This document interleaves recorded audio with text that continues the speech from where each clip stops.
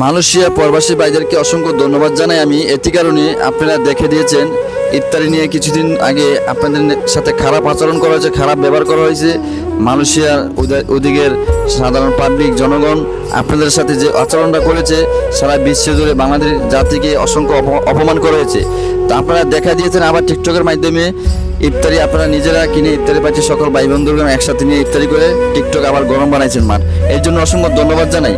আর এই কারণেই বলবো প্রবাসী ভাইরা আমরা অত্যন্ত পরিশ্রম করে কষ্ট করে আমরা দূরপ্রবাসে থাকি, টাকা অর্জন করে দেশে বাড়াই, কিন্তু এই যে দেশে এখন বর্তমানে এই যুগে বর্তমানে এই 1 বছর 2 বছর ধরে আমি দেখতেছি এই মালয়েশিয়া হোক, সৌদি হোক, মালদ্বীপ, এমনকি অন্যান্য কান্ট্রিগুলা বাংলাদেশের সাথে খুব ছোট চোখে দেখে খুব আচরণ করে, খুব খারাপ। তারা যখন স্বার্থ ফুরিয়ে যায় তখন বুইলা যায়, তারা যখন বিপদে পড়বেও বাঙালি দিয়ে কাজ করাইবো, ব্যবসা প্রতিষ্ঠান উড়াইবো, সব কিছু করবো, একটি পর্যায়ে গিয়ে তাদেরকে বুইলা যায়। এটা হলে গিয়ে বর্তমানে এই কালচার। কিন্তু আমি আপনাদের কাছে বিশেষ অনুরোধ করে বলবো এই সমস্ত লোভী মানুষ থেকে, জীবনে লোভী মানুষ থেকে, ঘুষখোর থেকে, বাটপার থেকে, লম্পট থেকে দূরে থাকবেন। আর আমি এটাও বলতে চাই বাংলা সারা বিশ্বের ভিত্তিতে চাইনাদের পরে লইয়া আমাদের মর্যাদা বাংলাদেশ, বাঙালি জাতি। কারণ বাঙালি জাতি এই যে এশিয়া কান্ট্রির ভিত্তিতে চাইনার পরে করবো আমরা অত্যন্ত পরিশ্রমজীবী, অত্যন্ত কর্মজীবী, বিভিন্ন দেশে বিভিন্ন বিজনেসগুলো করবো আমরা পরিশ্রম করে উড়িয়ে দিই, পরে একটি পর্যায়ে আমাদের ভুলা যায়। আর আপনাদেরকেও ভাই বলতে চাই বাংলাদেশের এক এক মানুষ করুন এক এক রকমের কোয়ালিটি। যেমন প্রতিটি কাপড় চোপড়ের ভিতরে দাম কম দামি বেশি আছে, এক এক রকমের কোয়ালিটি। আমাদের বাংলাদেশের ভাই বেড়াদার কলম জীবনে প্রতিটি দেশের ভিতরে মানুষের কলম এক একটা কোয়ালিটি আছে।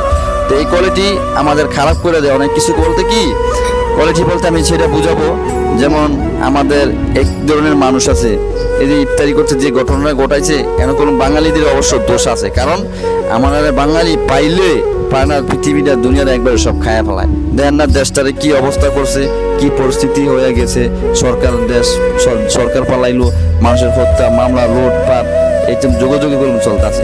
তাই আমি এটাই বলতে চাই এই যে ইফতারি যে আয়োজনটা করা হয়েছিল ওই জায়গায় কিছু অংশের মানুষগুলো আছে, যেমন কলা নিবে একটা, নিবে 3টা, জুস লাগবে একটা, নিবে 2টা, একবার আইনে গিয়ে আবার আনতে যায়। এরকম কীর্তি কারণে হয়তো 1 সপ্তাহ 10 দিন 5 দিন 6 দিন 4-5 দিন দেখছে ওই যারা দিন এইসব বিতরণ করে যারা দায়িত্ব আছে, তারপরে কোনো একটা খারাপ দৃষ্টি যায়, এটা কোনো একটা খারাপ। জীবনে কিছু মানুষ আছে না খায় শান্তি, কেউ খায়ও শান্তি নেই। তো একটা চিন্তা করবেন 1400 বছর আগের পিছনে যান, আমাদের প্রিয় ফাতেমা, আমাদের প্রিয় নবী সাল্লাল্লাহু আলাইহি ওয়াসাল্লাম খেজুর দিয়ে 3-4টা খেজুর দিয়ে আরেক বাড়িতে দিয়ে কাজ করে কর্ম করে 6টি খেজুর আইনা ইফতারি করার জন্য অবস্থান নিতে, পরে আরেক ভিখারি এসেছে চাইছে সেই খেজুর দিয়া দিয়েছে। তা আমরা সেই জগৎ থেকে আজকের যে যুগে আমরা আজ আছি, আমাদের তো হিসাবে আল্লাহ তাআলা রব্বিল আলামিন রাজরালভাবে রাখছে, সেটা শুকর আদায় করতে হবে, সেইটাও বুঝতে হবে। আমরা যে খাইলাম আর টয়লেটে গিয়ে দিন খালি করে দিলাম, এইটা না, এটা জীবন না। আপনি অল্পতে সন্তুষ্ট থাকেন, মানুষকে বেশি ভালোবাসতে যাবেন না, মানুষের সাথে বেশি গভীর সম্পর্ক দিবেন না, আর বেশি জীবনে খায়া দিন পালন হয়ে যাবেন সেইটাও চেষ্টা করবেন না।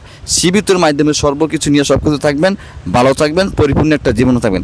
মানুষের কাছে বেশি কিছু চাওয়া পাওয়ার আশা করবেন না, তাহলে ভালো থাকবেন। মানুষের কাছে বেশি চাওয়া আশা থাকে, এইগুলো নিয়ে একটা অস্থির একটা হয়ে যায়, সেই সমস্ত মানুষগুলো নিয়ে শান্তি হয় না। তবে আমার কথাগুলো যদি কষ্ট পেয়ে থাকেন ক্ষমা দৃষ্টিতে দেখবেন। সবাই ভালো থাকবেন, সুস্থ থাকবেন। খোদা হাফেজ।